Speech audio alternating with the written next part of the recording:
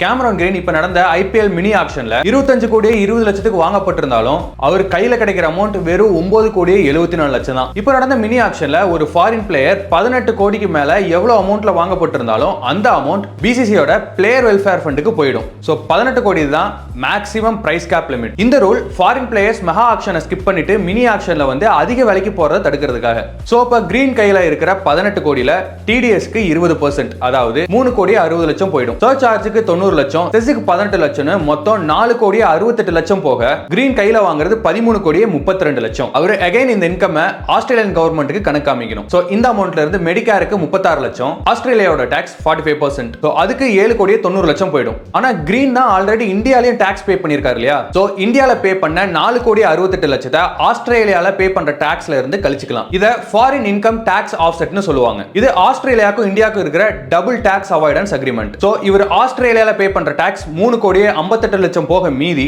கையில வாங்குற அமௌண்ட் 9 கோடியே 74 லட்சம். இந்த மாதிரி இன்ட்ரெஸ்டிங் பிசினஸ் ஸ்டோரிஸ்க்கு ஃபாலோ பண்ணீங்க.